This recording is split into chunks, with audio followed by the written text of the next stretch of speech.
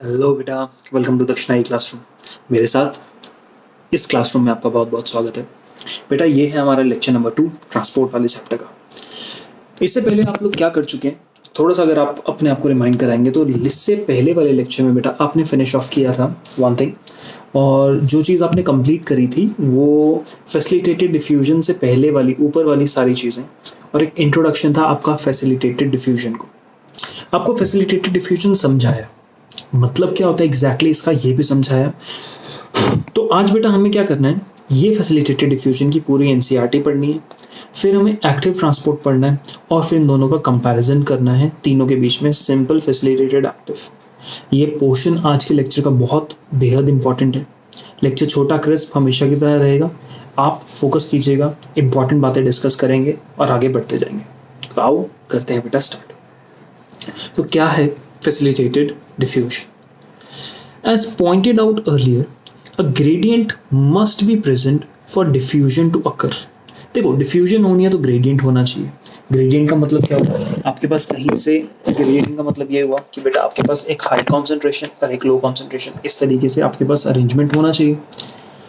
The diffusion rate depends on size of substance. Obviously, smaller substance diffuse faster. जाहिर सी बात बेटा, diffusion जो चीज़ है, आपके पास जब भी डिफ्यूजन होगा तो डिफ्यूजन हमेशा एक मेम्ब्रेन के थ्रू होगा। किसके थ्रू होगा? मेम्ब्रेन के थ्रू। ये बात सब समझ आती। अब मेम्ब्रेन है तो बेटा मेम्ब्रेन कुछ इस तरीके से है, और खुद का दिमाग लगाओ, मेम्ब्रेन किसी चीज़ की बनी हुई है, it is made up of something. This is what we know, membrane is made up of something. तो अब मेम्ब्रेन किसी सामान का बना हुआ है। आप यहाँ पे जब आप बायो में पढ़ते हैं तो आप देखते हैं कि ये मेम्ब्रेन ना इस तरीके की मेम्ब्रेन फॉस्फोलिपिड्स की बनी। तो अगर मेरे पास ये छोटा सा मटेरियल है, देखो मेम्ब्रेन के बीच में जो इन स्पेसेस से ना ये आसानी से निकल जाएगा। मैं यहाँ पे बस अभी इस पे फोकस करते रहो, बाकी फोटो वगैरह सबको भूल जाओ। अगर मेरे पास साइज बड़ा है ना, तो इसका बेटा यहाँ से निकलना ऊपर वाले ब्लू वाले के कंपैरिजन में थोड़ा मुश्किल होगा। इस वाले का निकलना, मूव करना मुश्किल होगा। पॉइंट इज, क्या समझाना चाह रहा हूँ, अगर साइज छोटा होगा तो मूव करना आसान, साइज बड़ा होगा तो मूव करना मूव करना डिफिकल्ट। ये तो बेसिक है, ये तो अपने को समझ भी आता है। तो क्या कह रही है NCERT? Diffusion rate depends on size of the substance. Obviously, smaller substances diffuse faster. The diffusion of any substance across a membrane also depends on its solubility in the lipids. Point is बच्चे, आपके पास यहाँ पे a substance blue and a substance red was going across the membrane. For example, this red substance can dissolve within the lipids. ये lipids में dissolve होके तो आराम से जा सकता है, लेकिन ये ब्लू कलर का जो सब्सटेंस है ये लिपिड्स में डिसॉल्व नहीं हो सकता। तो बेटा ये लिपिड्स में डिसॉल्व नहीं हो सकता तो ये यहाँ जाएगा, और यहाँ पे इसको क्या मिलेगी? रिपल्शन, क्योंकि लिपिड इसको अपने अंदर आना बिल्कुल भी अलाउड नहीं करेगा, तो ब्लू वाला सब्सटेंस नहीं जा पाएगा अगर ये लिपिड सॉल्युबल ना हुआ, if it is not lipid soluble. तो यानी साइज के अलावा उसकी केमिकल नेचर भी डिफाइन करती है।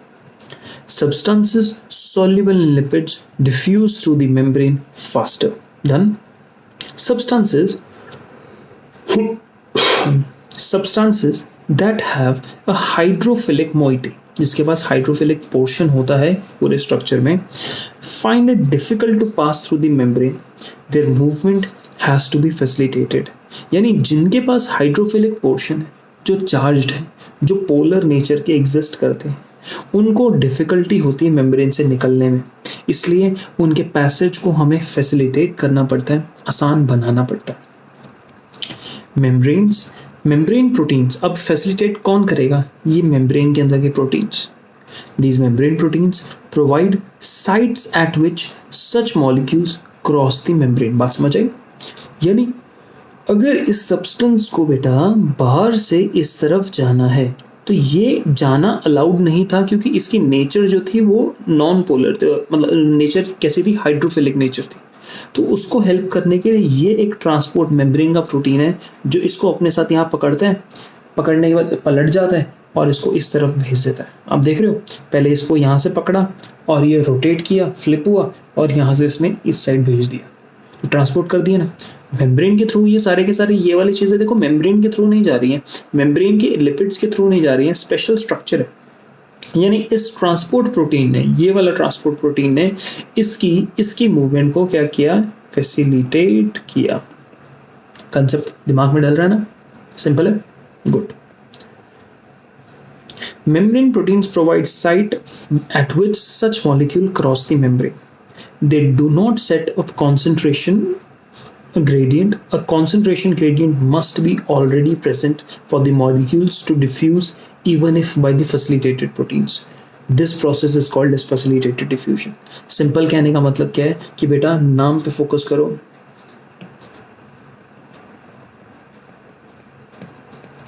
Facilitated diffusion. Facilitated diffusion, point is, मुद्दे की बात यह है कि डिफ्यूजन हो रहा है, यानी there is a need of concentration gradient, and because it is facilitated there is a need for transport protein. तो अब ये एग्जैक्टली जैसे डिफ्यूजन का प्रोसेस था, एग्जैक्टली डिफ्यूजन के प्रोसेस जैसा है, बस इसमें एक ट्रांसपोर्ट प्रोटीन आ गया। और क्योंकि बेटा फिर ट्रांसपोर्ट प्रोटीन आया तो कुछ स्पेशल क्वालिटीज है, जैसे स्पेसिफिसिटी यानी ये ट्रांसपोर्ट प्रोटीन कोई भी कैसी समझ लो, ये इस तरीके का कोई सामान है क्या, ये सामान इस ट्रांसपोर्ट प्रोटीन के थ्रू जा सकता है? तो मैं कहूँगा नहीं। ये ट्रांसपोर्ट प्रोटीन स्पेसिफिक इन्हीं चीज़ों को बाहर भेजेगा, ऐसी चीज़ को नहीं भेज सकता, इसको नहीं भेजेगा, इसको नहीं भेजेगा, समझ गए? ये नहीं जा पाएंगे, सिर्फ ये जा पाएंगे, ये are we done?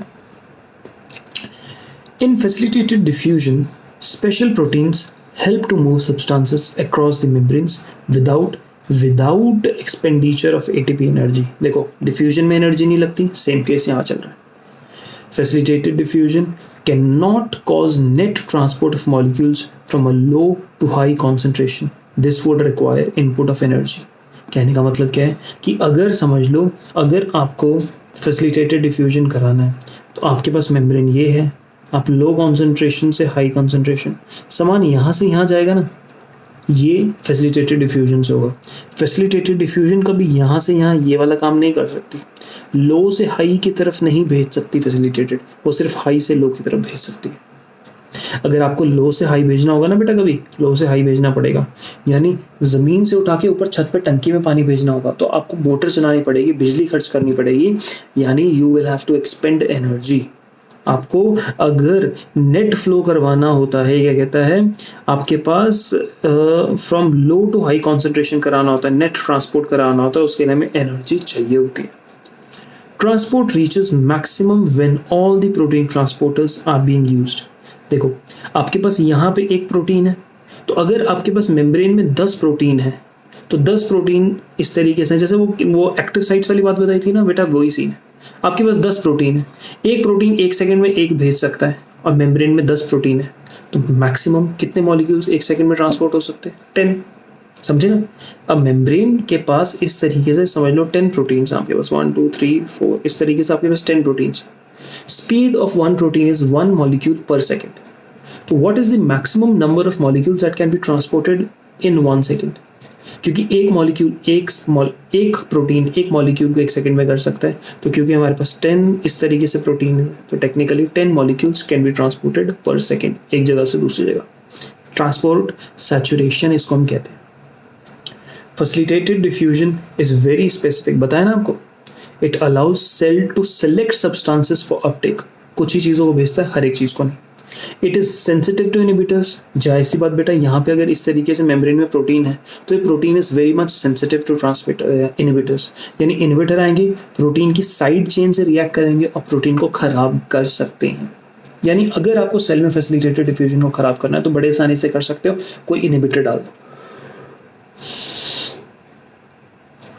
Proteins form channels in the membrane for molecules to pass through. Proteins क्या करते हैं, एक चैनल बनाते हैं मेम्ब्रेन में ताकि प्रोटीन्स निकल सकें, एक रास्ता बनाते हैं। Some channels are always open, others can be controlled. आपको वोल्टेज गेटेड चैनल्स याद आ रहे हैं बेटा, आपने नर्वस सिस्टम में पढ़े थे। वोल्टेज गेटेड चैनल्स को अगर आप याद करो, इन चैनल्स को कंट्रोल किया जाता है वोल्टेज के बेसिस पे। कुछ चैनल्स हमेशा ओपन रहते हैं, some channels always open and some channels can be control, जैसे वोल्टेज गेटेड चैनल्स यही बोला, some channels are always open others can be controlled. बात क्लियर हुई? Some channels are large allowing variety of molecules to cross. The porins ऐसे special proteins होते हैं, क्या काम होते हैं ध्यान से पढ़ना। The porins are proteins that form large pores, नाम इसलिए पोरेंस रखा है क्योंकि बड़े बड़े पोर्स बनाते हैं, in the outer membrane of plastids, mitochondria and some bacteria, allowing molecules up to size of small proteins to pass through. इस लाइन पे बहुत फोकस कीजिएगा। पॉइंट इज पोरेंस को पोरेंस क्यों कहा गया? क्योंकि लार्ज पोर्स बनाते हैं। कहाँ मिलते हैं? इनर मेम्ब्रेन में, आउटर मेम्ब्रेन में? आउटर मेम्ब्रेन में। अगर डबल मेम्ब्रेन होगी तो ही तो आउटर मेम्ब्रेन में मिलेंगे। अगर डबल मेम्ब्रेन किस किस में मिलती है आपको? Plastids and mitochondria, chloroplast and mitochondria. कहानी क्लियर हुई? यानी अगर मैं हाईलाइट कर रहा हूँ outer membrane, large pores, plastid, mitochondria and some bacteria, all bacteria नहीं है, सम बैक्टीरिया। मैंने स्टेटमेंट बनाना होगा, मैं स्टेटमेंट क्या बनाऊंगा? Tell whether this statement is true and false. ये स्टेटमेंट बड़े ध्यान से सुनना, मैं क्वेश्चन बना रहा हूँ। The porins are proteins that form large pores in the outer membrane of plastids, mitochondria and all bacteria. यहाँ पे मैंने सम की जगह ऑल बोल दिया एंड यहाँ गलती हो जाएगी, इसलिए आपको ध्यान रखना है इस बात पे। रटना नहीं, समझना है कि सब बैक्टीरिया में पोरिन्स नहीं मिलेंगे, किसी किसी में मिलेंगे। अब अगर हम वाटर की बात करते हैं, ध्यान से देखना, फिगर 11.11, ये 11.11 की बात कर रहा है, इस फिगर की बात कर रहा है, ये वाला है। इसने एक तरफ से पकड़ा, रोटेट किया और दूसरी तरफ छोड़ दिया। Figure 11.11 shows extracellular molecule bound to transport protein. The transport protein then rotates and releases the molecule inside the cell. Water channels जो 8 डिफरेंट टाइप ऑफ एक्वापोरेंस के बने होते हैं, आपके पास स्पेसिफिकली यहाँ पे वाटर चैनल्स की बात है। बेटा वाटर चैनल्स क्या? देखो पानी भी तो लिपिड में सॉल्युबलाइज नहीं होता ना, तो पानी को भी तो आपको एक जगह से दूसरे का ट्रांसपोर्ट करना है। तो अगर आप वाटर को एक जगह से दूसरे का ट्रांसपोर्ट कर रहे हो तो उसके लिए भी हमें क्या चाहिए? एक्वापोरेंस। नाम से बात है बेटा, एक्वागार्ड से, एक्वा तो पता है ना, एक्वा आपके लिए वर्ड वाटर के लिए यूज होता है, एक्वस, राइट? एक्वा वाटर, वही वाली बात हो रही है। पैसिव सिम्पोर्ट एंड एंटीपोर्ट, अब ये कंसेप्ट पहले समझो फिर मैं इसकी एनसीईआरटी पढ़ाऊंगा। यहाँ पे ये पिंक कलर से पीछे आपको मेम्ब्रेन दिखा रखी है और यहाँ पे आपके पास ये 3 प्रोटीन्स दिखा रखे हैं। कहते हैं कि ये फैसिलिटेटेड डिफ्यूजन कर रहा है, बात क्लियर होती है, आसान है। मुद्दे की बात ये है कि अगर आप बात करते हो यूनिपोर्ट, यूनि मतलब सिंगल, पोर्ट मतलब रास्ता, तो यहाँ पे एक मॉलिक्यूल एक डायरेक्शन में एक टाइम जा सकता है, तब तो बढ़िया से काम चलेगा, कोई टेंशन नहीं। लेकिन बेटा अगर आप एंटीपोर्ट में आओ ना, तो ए मॉलिक्यूल इधर जा पाएगा और तभी जा पाएगा जब साइमल्टेनियसली बी इधर आ रहा, यानी दोनों लोग साथ साथ में अगेंस्ट उल्टे डायरेक्शन में क्रॉस करेंगे तो मूवमेंट होगी। अगर ए अकेला कहेगा मुझे जाने दो, बंद है, बी कहेगा मुझे जाने दो, बंद है। देखो अकेला बी है, कहेगा मुझे जाने दो भैया, बंद। ए अकेला है, कहेगा मुझे जाने दो, रास्ता बंद है। लेकिन ए और बी साथ साथ में तब उल्टे क्रॉस कर रहे हैं, कर सकते हैं। बात यहाँ पे एंटीपोर्ट की हो रही है। अगर मैं बोलूँ ए और बी एक ही साथ जाना चाहते हैं, तब भी एंटीपोर्ट तब भी अलाउ नहीं करेगा। अगेंस्ट उल्टा बोलूँगा, यहाँ पे उल्टा हो रहा है। यहाँ पे सिम्पोर्ट साथ साथ, सोडियम एंड ग्लूकोज, याद है आपको डाइजेशन में पढ़ाया था, सिम्पोर्ट होता था। देखो दोनों के दोनों साथ साथ जा पा रहे हैं। तो समझो अगर मैं यहाँ पे लगाता हूँ वर्ड, एक तरफ सोडियम था अपना, एक तरफ ग्लूकोज था, ये साथ साथ मूव करते हैं। किसी हालत में, किसी कंडीशन में सेल में सोडियम बेटा खत्म हो जाता है, तो बोलो कि ग्लूकोज कभी जा पाएगा? नहीं। ग्लूकोज को जाने के लिए हमेशा किसकी ज़रूरत है? ग्लूकोज को जाने के लिए हमेशा है भैया सोडियम की, किसकी? सोडियम की ज़रूरत। समझ गए? Condition symport. वही बोला, सम कैरियर और transport allow diffusion of 2 type of molecules, अगर वो साथ साथ चलें, जिसको हम सिम्पोर्ट कहेंगे। अगर वो उल्टा उल्टा, in symport in same direction, in antiport in opposite directions. When a molecule moves across a membrane independent of other molecules, उसको किसी और से कोई मतलब नहीं है, तब आप उसको यूनिपोर्ट कहेंगे। सिंगल, अकेला आराम से, बाकी किसी से कोई मतलब नहीं है, आराम से अपना घूमता रहे। Facilitated, done. नेक्स्ट बनता है एक्टिव ट्रांसपोर्ट। सिंपल है, बहुत सिंपल। इसको ऐसा समझो कि आप एक्टिव ट्रांसपोर्ट क्यों करना चाहते हो, व्हाई। क्वेश्चन ये है कि आप एक्टिव ट्रांसपोर्ट करना क्यों चाहते हो। बहुत सारे फिनोमेना बेटा इस चैप्टर में पढ़ाऊंगा कि जब पानी को एब्जॉर्ब करता है ना प्लांट, तो पानी को एब्जॉर्ब करने के तरीके प्लांट के कुछ होते हैं, इतना आप समझे। तो अगर आप पानी को एब्जॉर्ब करना है, प्लांट में वाटर को एब्जॉर्ब करना है, तो कुछ तरीके से करना चाहिए। असलियत में कंडीशन क्या होती है, अगर आपको कभी लो कॉन्सेंट्रेशन से सामान उठा के हाई कॉन्सेंट्रेशन में डालना है, आप हमेशा सामान नॉर्मली, अपने आप सामान हाई कॉन्सेंट्रेशन नॉर्मली इस तरीके से जाता है, ये बात सही है, यानी डिफ्यूजन के तरीके से जाता है। लेकिन आपको उल्टा चलाना है, आपको लो कॉन्सेंट्रेशन से उठा के हाई में डालना है। तो यहाँ पे आपको अगर प्रोसेस बच्चे उल्टा चलाना है ना, तो यहाँ पे आपको करना पड़ेगा एक्टिव ट्रांसपोर्ट। और एक्टिव ट्रांसपोर्ट यानी against concentration gradient. Concentration gradient के क्या चलना पड़ेगा, आपको अगेंस्ट चलना पड़ेगा। बात आपको क्लियर हुई? कॉन्सेंट्रेशन ग्रेडियंट के अगेंस्ट चलना पड़ेगा एक्टिव ट्रांसपोर्ट के अंदर। यहाँ पे जो चीज़ इस्तेमाल होती है वो एटीपी इस्तेमाल होता है, यानी एनर्जी इस्तेमाल होगी। क्योंकि ये प्रोसेस बच्चे नॉर्मली नहीं हो रहा है, ये प्रोसेस एक नॉन स्पॉन्टेनियस प्रोसेस है। अब नॉन स्पॉन्टेनियस प्रोसेस है, उसको अगर मुझे करना है तो एनर्जी का तो इस्तेमाल करना ही पड़ेगा ना, इसलिए यहाँ पे एटीपी का इस्तेमाल होता है। पढ़ो, active transport uses energy to transport and pump molecules against a concentration gradient। एक लाइन में सब के सब बातें आपकी यहाँ पे क्लियर हुई। Active transport is carried out by specific membrane proteins। ये बात बड़े ध्यान से रखना। जमीन से उठा के अगर पानी आपको छत पे भेजना है तो आपको स्पेसिफिक मोटर चाहिए ना, इसलिए यहाँ पे क्या है, स्पेसिफिक मेम्ब्रेन प्रोटीन्स इस्तेमाल होते हैं। और बेटा अगर स्पेसिफिक मेम्ब्रेन प्रोटीन्स यहाँ इस्तेमाल हो रहे हैं, therefore sensitive to inhibitors। यानी अगर कहीं पे स्पेसिफिक मेम्ब्रेन प्रोटीन्स है, मेम्ब्रेन प्रोटीन्स सिंपल शब्दों में कहीं पे भी अगर कोई प्रोटीन काम कर रहा है तो बेटा आप टेम्परेचर बढ़ा के, टेम्परेचर बहुत ज़्यादा कम करके, या कोई इनहिबिटर लाके आप उस प्रोटीन की फंक्शनिंग को इफेक्ट कर सकते हो।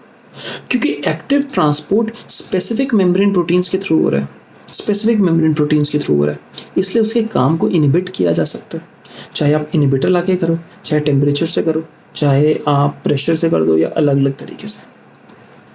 Hence, different proteins in the membrane play a major role in active as well as passive transport। Pumps are proteins that use energy to carry substances across membrane। These pumps can transport substances from a low concentration to high concentration। और low से high को बेटा हम uphill कहते हैं, ये एक word ध्यान रखना। uphill transport यानी ट्रांसपोर्ट जो पहाड़ पे चढ़ना मुश्किल होता है, उतरना आसान होता है। यानी उतरने के लिए क्या है, आपको एक टायर पे बैठ जाओ या एक इस तरीके से बैठ जाओ अपने यहाँ पर और आराम से उतर जाओगे। गाड़ी से ऊपर साइकिल पे चढ़ जाओ, अब कोई पैडल नहीं मारना, कुछ नहीं, पहाड़ से अपने आप उतर जाओगे ना। लेकिन नीचे से ऊपर तुम्हें साइकिल चलानी पड़ेगी, तो मतलब पैडल मारना पड़ेगा, एनर्जी खर्च करनी पड़ेगी। अपहिल यानी ऐसा पहाड़ पे चढ़ने के type. Transport rate reaches maximum when all the protein transporters are being used or are saturated। Saturated वाली कहानी जो आपको फैसिलिटेटेड में सिखाई थी। Like enzymes, the carrier proteins is very specific and what it carries across the membrane, जो carry कर रहा है उसके लिए बहुत स्पेसिफिक है, and it is sensitive to inhibitors। बात हुई। Comparison of different type of transport processes। Different type of transport processes का बेटा यहाँ पे हम लोग क्या करेंगे, कंपैरिजन करेंगे कि अलग अलग टाइप के ट्रांसपोर्ट प्रोसेसेस क्या होते हैं। हमने देखा एक सिंपल डिफ्यूजन, एक फैसिलिटेटेड डिफ्यूजन, एक एक्टिव ट्रांसपोर्ट। तो तीनों में फ़र्क क्या है, आओ सबसे पहले हम ये डायग्राम ही देखते हैं। Requires special membrane protein. क्या आपको सिंपल डिफ्यूजन में कोई स्पेशल मेम्ब्रेन प्रोटीन चाहिए? नहीं। फैसिलिटेटेड में चाहिए? यस। क्योंकि इसका नाम फैसिलिटेटेड है, क्योंकि यहाँ से सब्सटेंसेस जो पास डाउन होंगे बेटा वो नॉन पोलर पास होंगे, नॉन पोलर सॉरी जो सब्सटेंसेस पास होंगे वो पोलर सब्सटेंसेस होंगे, यानी जो नॉन लिपिड डिसॉल्विंग सब्सटेंस होगा। कैसा होगा? नॉन लिपिड डिसॉल्विंग सब्सटेंस, वो फैसिलिटेटेड से पास होगा, तो स्पेशल मेम्ब्रेन प्रोटीन चाहिए। एक्वापोरिन्स पढ़ाए थे ना, नॉर्मल पोरिन्स पढ़ाए थे। यहाँ पर एक्टिव में तो ऑब्वियसली चाहिए ही चाहिए। हाईली सिलेक्टिव, देखो जब कोई प्रोटीन इन्वॉल्व है तो हाईली सेलेक्टिव होगा, क्योंकि डिफ्यूजन में कोई प्रोटीन सेलेक्टेड नहीं, हाईली सेलेक्टिव। ट्रांसपोर्ट सैचुरेशन, क्या ट्रांसपोर्ट करवाने के लिए आपके प्रोटीन्स इन्वॉल्व हो रहे हैं? यस, ट्रांसपोर्ट सैचुरेशन यहाँ पर भी, यहाँ पर भी। इतना आप समझ गए। अपहिल ट्रांसपोर्ट, अपहिल ट्रांसपोर्ट यानी उल्टा तो नहीं जाता, लो कॉन्सेंट्रेशन से हाई तो नहीं जाता है, नहीं ये भी नहीं जाता है, लेकिन यस ये जाता है। क्या एटीपी का इस्तेमाल होता है? इधर भी नहीं, इधर भी नहीं, और इधर हाँ। ये वाली बात आपको क्लियर हुई बेटा? अगर आपको ये वाली बात क्लियर हुई तो आपको यहाँ पे कंसेप्ट समझाना है डिफ्यूजन का, बड़े ध्यान से सुनना। डिफ्यूजन के कंसेप्ट समझाने के लिए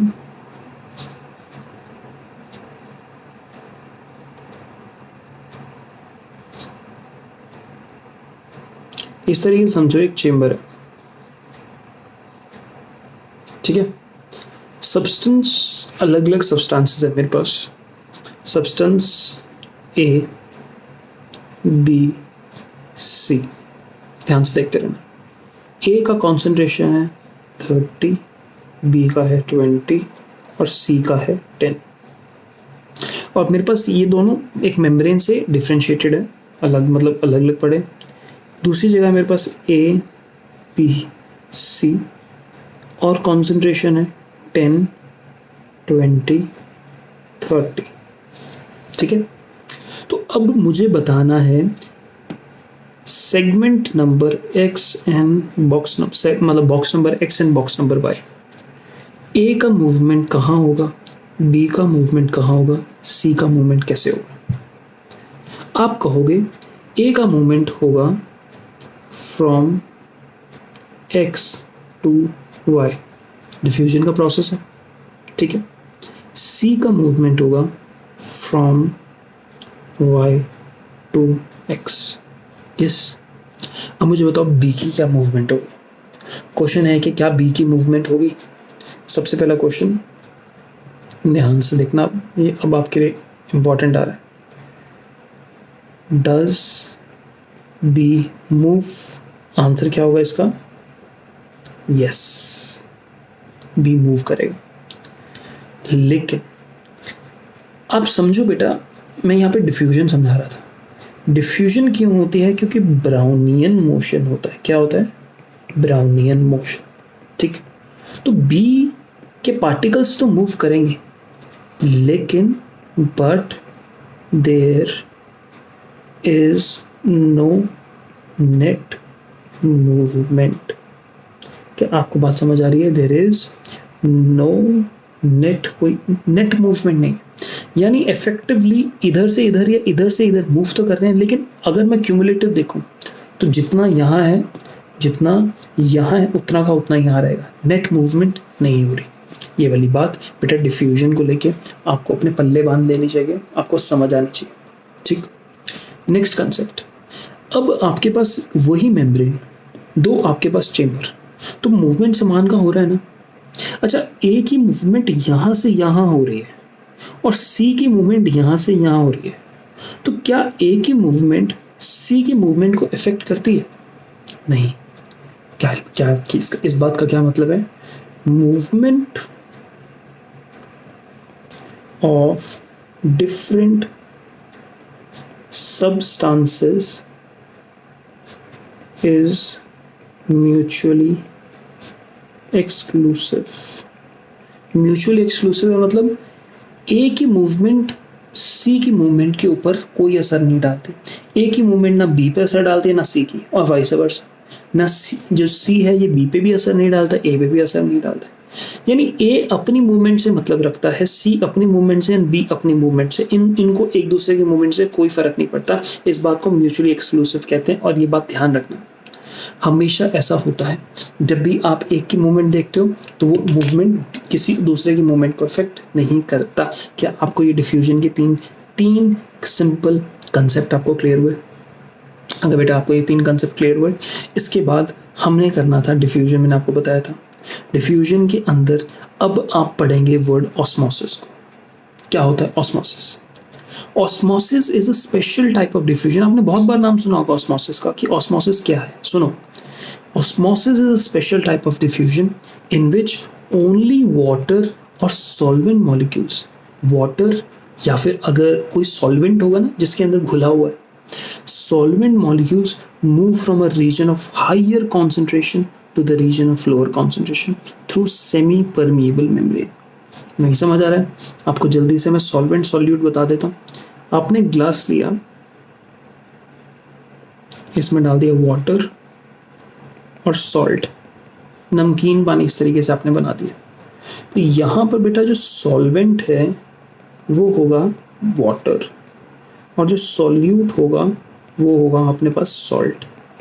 सॉल्यूट हमेशा कॉन्सेंट्रेशन जो उसकी होती है वो लेस होती है as compared to solvent, high concentration. ठीक, एक इसके अंदर वाटर का अमाउंट ज़्यादा है एज कंपेयर टू सॉल्ट। ऐसा नहीं कि सॉल्ट में नमक में पानी डाले, पानी में नमक डाले, एक गिलास पानी में 1 चम्मच नमक। ऐसा तो नहीं है कि पूरे गिलास 1 गिलास भर के नमक ले लिया उसमें 1 चम्मच पानी डाल दिया, नहीं ना। आपने 1 गिलास पानी लिया उसमें 1 चम्मच नमक डाला।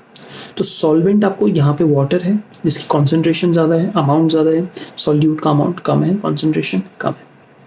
तो यहाँ पे ऑस्मोसिस में स्पेसिफिकली वो ऑस्मोसिस अक्सर बेटा वाटर के बारे में समझाती है, पानी के बारे में। A special type of diffusion in which only water और solvent molecules move from a region of higher concentration to the region of lower concentration.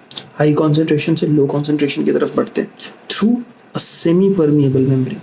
And यहाँ पे बात मुद्दे की ये है only water या solvent molecules. बात यहाँ पे समझने वाली ये है कि अपने पास ये सॉल्ट की मूवमेंट नहीं होगी अगर ऑस्मोसिस होगा, सिर्फ वाटर की मूवमेंट होगी एक पॉइंट से दूसरे पॉइंट में। अगर मैं इस तरीके से यहाँ पे कहता हूँ कि ये एक सेल है, इस तरीके से ये 2 सेल है, तो सेल के अंदर मेरे पास यहाँ पर आपके पास ये बताओ बेटा जो साइटोप्लाज्म है, उस साइटोप्लाज्म एक तरीके से सॉल्यूशन नहीं है, है ना? क्योंकि उस साइटोप्लाज्म में वाटर भी है, इसके अंदर वाटर भी है, इसमें शुगर भी है, इसमें सॉल्ट्स भी हैं, इसमें अमाइनो एसिड भी हैं, इसमें फैट्स भी हैं, हज़ारों लाखों चीज़ें हैं। तो एक तरीके से साइटोप्लाज्म एक तरीके का सॉल्यूशन है। अब सेल में क्या होता है कि जो ये मेम्ब्रेन है, ये जो बीच की मेम्ब्रेन जो यहाँ पे हम लोग ये बीच की मेम्ब्रेन देखते हैं ना, ये मेम्ब्रेन समझ लीजिए ऑस्मोसिस जब अलाउ करती है तो ये ना वाटर को यहाँ से यहाँ या फिर यहाँ से यहाँ अलाउ करती है, ओनली वाटर, सिर्फ वाटर को, सॉल्यूट्स पास नहीं हो रहे। यानी अगर मैं कहूँ कि यहाँ से यहाँ वाटर मूव कर रहा है और यहाँ से यहाँ वाटर मूव कर रहा है तो यहाँ पे कंडीशन क्या हो रही है? ऑस्मोसिस हो रही है बेटा। ठीक है, अब तुम बोलोगे क्या सिर्फ वाटर मूव करता है, सिर्फ सॉल्ट नहीं कर सकते? बेटा अगर सॉल्ट को मूव कराना है तो मुझे फैसिलिटेटेड करवानी पड़ेगी। बट अगर मैं यहाँ पे ऑस्मोसिस बोल रहा हूँ तो ऑस्मोसिस अगर मैं बोल रहा हूँ तो स्पेसिफिकली वाटर का मूवमेंट हो रहा है या तो यहाँ से बाहर या तो इसके अंदर, समझे? यानी मूवमेंट के नाम पे अगर मैंने वर्ड बोल दिया ऑस्मोसिस तो आपको ये बात समझ लेनी चाहिए कि ऑस्मोसिस का मतलब सॉल्वेंट का मूवमेंट, पहला पॉइंट। दूसरा पॉइंट, मूवमेंट एक डायरेक्शन से दूसरे डायरेक्शन में हो रही है या उल्टा हो रही है, लेकिन हमेशा सॉल्वेंट की मूवमेंट हो रही है। सॉल्यूट को मूव करना होगा तो उसके लिए मैं अलग टाइप की मूवमेंट देख लूंगा, जैसे यहाँ पे फैसिलिटेटेड करवानी हो। बट फैसिलिटेटेड डिफ्यूजन तो बेटा ऑस्मोसिस का पार्ट नहीं होता है ना, फैसिलिटेटेड डिफ्यूजन तो ऑस्मोसिस का पार्ट नहीं होता है। तो अगर यहाँ पे ऑस्मोसिस की बात करी जा रही है तो वाटर की मूवमेंट देखेंगे।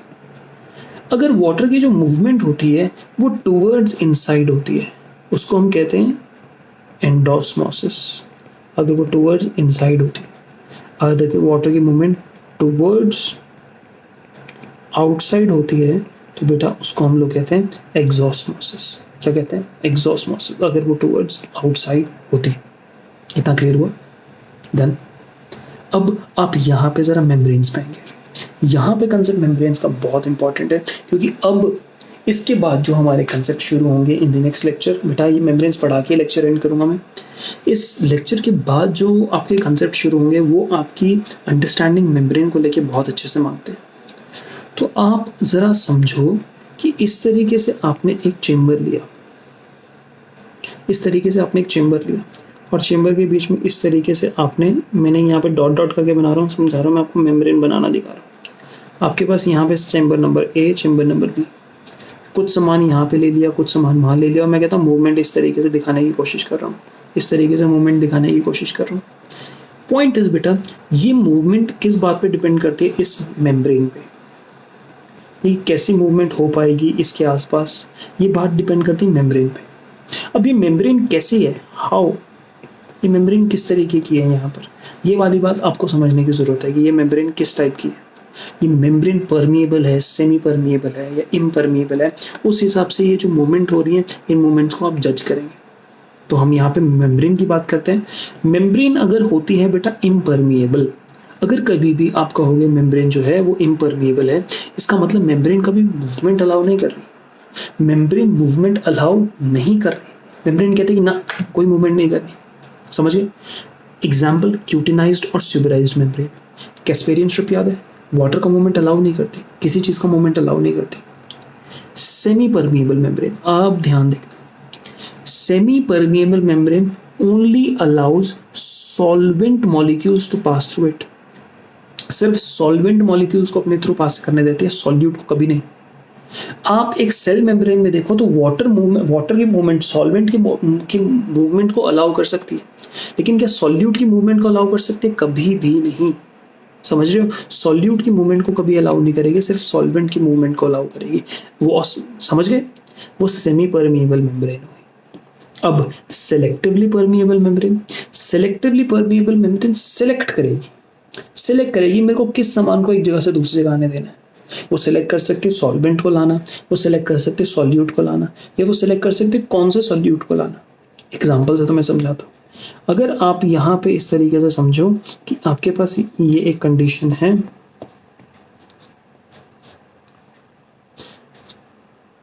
इस तरीके से, ये टेढ़ा क्यों बन रहा है यार, छोड़ो। इस तरीके से आपके पास है बेटा,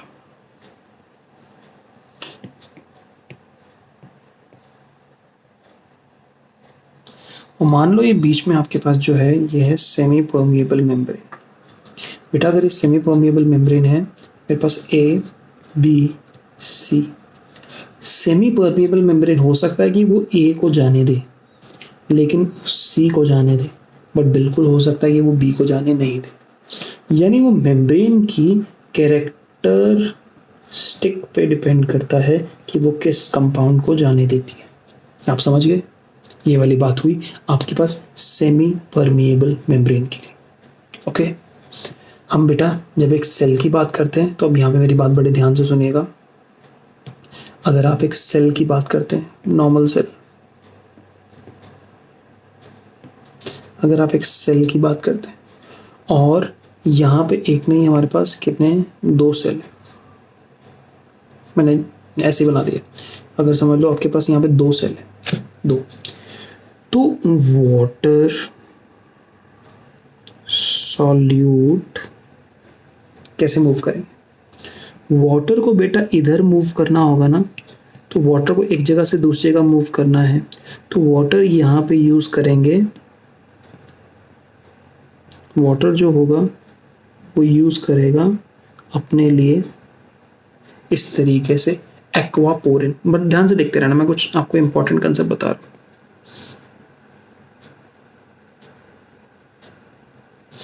हूं। वाटर अपने लिए यूज करेगा एक्वापोरिन्स, एंड जो वाटर की मूवमेंट होगी इधर से, ये एक जगह से दूसरे का वाटर की मूवमेंट, इसमें मूवमेंट को कहूंगा ऑस्मोसिस। एंड ऑस्मोसिस जो है वो स्पेशल टाइप की डिफ्यूजन है, और ये ऑस्मोसिस एक फैसिलिटेटेड डिफ्यूजन की तरह है। ये कंसेप्ट क्लियर होना चाहिए। दूसरी चीज, सॉल्यूट, सॉल्यूट इधर से इधर मूव कर सकता है, नॉर्मल डिफ्यूजन, नॉर्मल नहीं मतलब ये भी फैसिलिटेटेड डिफ्यूजन होगा, बट इसको मैं ऑस्मोसिस नहीं कहूंगा। तीसरी चीज आप ये देखो, लिपिड सॉल्युबल सॉल्यूट, ये भी यहां से यहां मूव कर सकता है। अगर लिपिड सॉल्युबल होगा तो इसको आप कहोगे सिंपल डिफ्यूजन। ठीक, एक और चीज़ देखो यहाँ पे आपके पास सॉल्यूट एक्स यहाँ से यहाँ जाने की कोशिश कर रहा है लेकिन जा नहीं पा रहा है। ये हमें बता रही है, ये कैरेक्टरिस्टिक बता रहा है कि मेम्ब्रेन इस कैरेक्टरिस्टिक से पता लग रहा है सेलेक्टिव। जब हम किसी सेल की मेम्ब्रेन की बात करते हैं बेटा, तो सेल की जो हमारे पास एक सेल मेम्ब्रेन होती है ना, किसी एक सेल की मेम्ब्रेन की बात करते हैं तो सेल की मेम्ब्रेन को सेलेक्टिवली परमिएबल बोलते हैं। कि ये सेलेक्टिवली परमिएबल है तो वाटर का मूवमेंट करवा रहा है, कुछ सॉल्यूट का मूवमेंट करा रहा है और कुछ सॉल्यूट्स के मूवमेंट को बिल्कुल भी अलाउ नहीं कर रहा है। बेटा सॉल्यूट एक्स जो था इसके लिए कोई फैसिलिटेटेड डिफ्यूजन के लिए ट्रांसपोर्ट प्रोटीन भी नहीं था, ये लिपिड सॉल्युबल नहीं था तो मूव नहीं कर सकता ना, यानी मेम्ब्रेन ने सॉल्यूट एक्स को बाहर से अंदर आना अलाउ किया ही नहीं। तो इसलिए मेम्ब्रेन आपके पास किस तरीके की होगी, सिलेक्टिवली परमिएबल। यहाँ पे देखो, आप यहाँ पे ऑब्जर्व करते थे selectively permeable, it allows movement of selected solute and solvents cell membrane के थ्रू। समझ गए बात, सेल मेम्ब्रेन। यहाँ पे parchment membrane, bladder membrane of man, egg membrane, इन नाम को याद रखना पड़ेगा आपको। ये मेम्ब्रेन सेमी परमिएबल है, यानी कोई भी सॉल्वेंट होगा, कोई भी सॉल्वेंट डजंट मैटर, वो पास हो सकता है। और सेमी परमिएबल मेम्ब्रेन में याद रखना मूवमेंट होती है according to spaces within the membrane. अगर ये बात ध्यान में नहीं होती कोई टेंशन नहीं है, याद मत करो, कोई टेंशन नहीं। बस सेमी परमिएबल मेम्ब्रेन में लिख देता हूं आपके लिए एक point, molecules are able to pass through solvent. Molecules are able to pass through because of their small size. Solute molecules बड़े होने की वजह से निकल नहीं पाते, लेकिन सॉल्वेंट मॉलिक्यूल्स निकल जाते हैं। ये सेमी परमिएबल मेम्ब्रेन का कैरेक्टरिस्टिक फीचर है। इतना डन हुआ बेटा, इतना डन। हमने आज फैसिलिटेटेड डिफ्यूजन पढ़ा। फैसिलिटेटेड डिफ्यूजन में हमें पता है ट्रांसपोर्ट प्रोटीन्स होते हैं। हम ट्रांसपोर्ट प्रोटीन्स को बेटा दो कैटेगरीज में डालते हैं, एक कैरियर प्रोटीन्स, एक चैनल प्रोटीन्स। कैरियर प्रोटीन्स एक तरफ से उठाते हैं, उठा के दूसरी तरफ छोड़ देते हैं, यानी एक तरफ से पकड़ते हैं और घूमते हैं, दूसरी तरफ छोड़ देते हैं। तुम इस तरीके से इसको, इस तरीके से जैसे यहाँ पर है, इसको पेंसिल को देखो, मैंने ये वाली चीज़ ली और इसको यहाँ पे छोड़ दिया, इसको घुमाया और दूसरी जगह निकाल दिया, यानी इसने अपने ऊपर पकड़ा और उठा के निकाल दिया। इसको कहा हमने कैरियर, कैरी किया, अपने पीठ पे बिठा लिया, एक तरफ से बिठाया, अंदर लेके आया, छोड़ दिया। चैनल क्या होता है कि वो खुला रास्ता है, कि अगर हमारा ढक्कन खोल देता है रास्ता खुल जाता है, आओ और जाओ।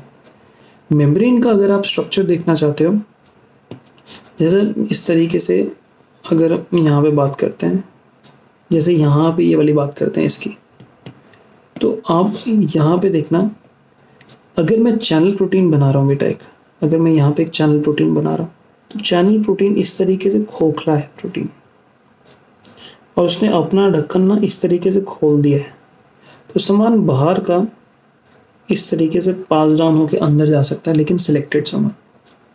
अगर आपके पास यहाँ पर एक कैरियर प्रोटीन होगा, तो कैरियर प्रोटीन कुछ इस तरीके से होगा। ये कैरियर प्रोटीन बाहर से सामान पकड़ेगा, फ्लिप करेगा, रोटेट करेगा, जैसे एनसीईआरटी ने बोला ना, यहाँ पे ये क्या करता है, यहाँ पे इधर देखो, the transport protein then rotates and releases molecule inside.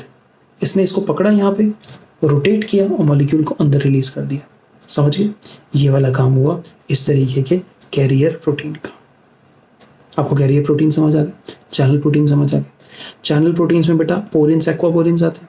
इस चैनल प्रोटीन को हम तीन हिस्सों में बांट सकते हैं, ये तीन टाइप में, सिम्पोर्ट, एंटीपोर्ट एंड यूनिपोर्ट। ये मैं आपको तीनों समझा चुका हूँ। इसकी क्वालिटीज आपको हो गई हैं क्लियर। इतनी कहानी के साथ साथ बेटा आज का लेक्चर हमारा होगा फिनिश, यहाँ फिनिश होता है। उम्मीद करता हूँ आपको पूरी बात अच्छे से समझ आई है। इसके नेक्स्ट वाले लेक्चर में हम एक बहुत इंपॉर्टेंट कंसेप्ट शुरू करने वाले हैं, प्लांट वाटर रिलेशंस। और प्लांट वाटर रिलेशंस एक ऐसा कंसेप्ट है जो मोस्ट मिसअंडरस्टूड है। इस कंसेप्ट को हम इतनी डिटेल में बढ़िया से करेंगे कि मक्खन की तरह समझ आ जाएगा। इतना मैं एक्सपेक्ट करता हूँ कि थोड़ा सा गैप लेके इस पूरे प्लांट वाटर रिलेशंस को बेटा अपने आप पढ़ लेना। कोशिश ये करना कि तुम्हें समझ आए, और नहीं आएगा समझ बट फिर भी पढ़ना। इसको पढ़ने के बाद जब तुम मेरे से एक बार पढ़ोगे, तुम्हें सारी बात एक बार मक्खन की तरह क्लियर हो जाएगी। आज के लिए, अभी के लिए यहीं पे फिनिश ऑफ करते हैं। कल मिलेंगे इस लेक्चर के साथ। ओके बेटा, बाय बाय, टेक केयर।